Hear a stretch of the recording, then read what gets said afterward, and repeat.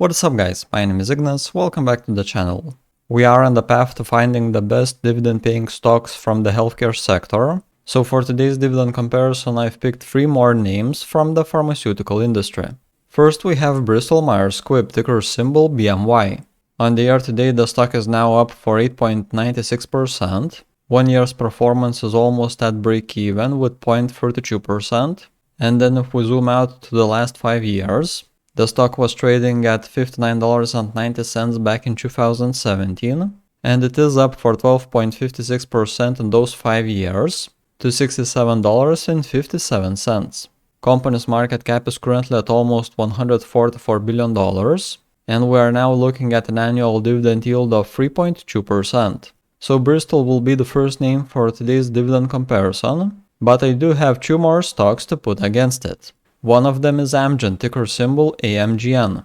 On the year to date, the stock is now up for 5.81%. 1 year's performance is even better at plus 7.02%. And in the last 5 years, the stock went from $178 back in 2017 up to $240 now, so higher for 34.22%. We have the company's market cap at $128 billion.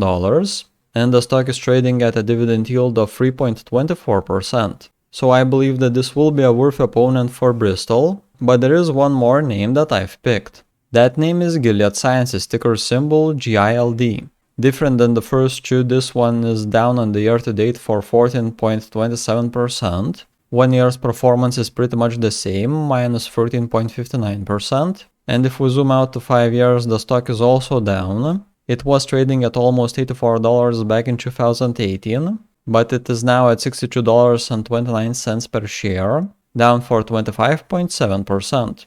Gilead market cap is currently at $78 billion, but the dividend yield is now way up there at 4.69%. So these 3 will be the names for today's dividend comparison, and to make that happen, let's go to Google Sheets. So for today's comparison, we will be taking a look into these 5 metrics. Dividend yield, dividend payout ratio, years of consecutive dividend increases, 5-year compound annual dividend growth rate, and the current dividend yield compared to its 5-year average. We will check into the metric for each stock and take out those numbers. Then we'll compare them in between. The best stock in each line gets a point. Then we sum up the results, and the stock with the most points will be considered the winner of this dividend comparison. I hope that the rules here were clear, so let's start. So the first metric that we are comparing is the dividend yield. It is calculated by taking the annual dividend per share and dividing it by the share price. For Bristol-Myers Squibb, the current dividend is at $2.16 per share, so at a price of $67.18, we have a dividend yield of 3.21%. Now switching to Amgen, their dividend is at $7.76 per share, so at the stock price of $239.36, the dividend yield here is at 3.25%. And now Gilead, they are paying an annual dividend of $2.92, so at the price of $61.97, we here have a dividend yield of 4.71%. The second metric we are taking a look into is the dividend payout ratio. The percentage here shows what part of company's earnings are being used for the dividend. So in Bristol-Myers' case, they have the dividend payout ratio at 26.81%, meaning that just over 1/4 of earnings are being used to pay dividends. Now with Amgen that is a bit different. Their payout ratio is at 41.29%, so they are using more than 2/5 of their earnings to pay out dividends. And lastly we have Gilead. Their dividend payout is at 45.83%. Meaning that almost half of their earnings are being used to pay dividends. Metric number 3 is the years of consecutive dividend increases. So for how many years the company has been increasing dividends for at least 1/4 every year. With Bristol-Myers Squibb, they have been increasing dividends for the last 16 years. Now if we switch to Amgen, that number here is a bit lower, as they have been increasing dividends for the last 11 years. And Gilead is even under that, as they have been increasing dividends straight for the last 7 years. Metric number 4 is the compound annual dividend growth rate. Here we'll take the 5-year average including the next year's estimate. So in Bristol-Myers' case, the 5-year compound annual dividend growth rate is at 6.05%. Now switching to Amgen, and that growth number here is just a bit better, with their 5-year dividend growth rate at 7.48%. And lastly, we have Gilead, where their compound annual growth rate is at 5.07%. Now metric number 5 is the one I like to look into the most, and that is the current dividend yield divided by its 5-year average. So to have that available, we'll use my dividend investing watchlist on Google Sheets.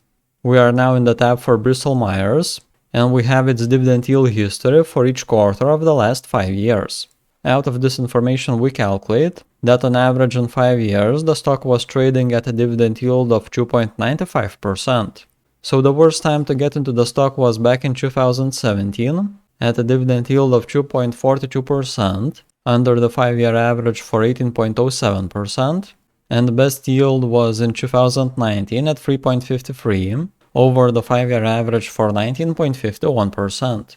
But if we would take the stock right now at a dividend yield of 3.21%, that is currently over the average for 8.67%, meaning that it is currently under fair value regarding dividends. So this is here that number that we're going to compare. Now let's switch to Amgen. So here we have its dividend yield history of the last 5 years, and it looks like that on average it was trading at a dividend yield of 2.75%. So the worst time to get in was in the beginning of 2020, where we had a dividend yield of 1.92% under the 5-year average for 30.25%, and best time was third quarter of 2021 with a dividend yield of 3.35% over the average for 21.69%. But if we do take the stock right now at a yield of 3.23%, that is now over the 5-year average for 17.33%. Now with the last one we are in the tab for Gilead, and on average in 5 years the stock was trading at a dividend yield of 3.72%. So we saw the worst yield back in 2017 at 2.44% under the 5-year average for 34.35%, and it seems that we have just missed the best yield in the previous quarter at 4.9% over the average for 31.84%. But if we do take the stock right now at a dividend yield of 4.68%, that is still way over the 5-year average for 25.92%. So now we have the numbers that we wanted and we can continue on with the comparison. If you by any chance would be interested in using this watch list for yourself, you are able to do that by following the first link at the top of the description. Otherwise, feel free to leave a ticker symbol in a comment below, and I'll consider adding that into the watch list myself. Maybe you could share some interesting opportunities available in the market that I'm still missing. So we have checked through all the 5 metrics, and the numbers are now in the table. So it is time to start assigning points.